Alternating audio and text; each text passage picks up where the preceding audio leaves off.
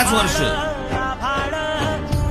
याला तुम्ही 25-25, 30-30 वर्ष आपले मतदान करताय, आमदार होतायत, खासदार होतायत. आता तर एका घरामध्ये 2-2 जण उभे, एक या पक्षात आणि दुसरा तो तरी भुंकतोय.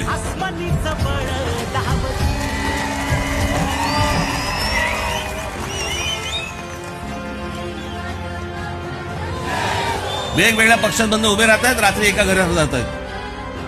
पण आम्ही प्रश्न नाही विचारत की बाबा हे असं कसं झालं, का झालं, का होतंय.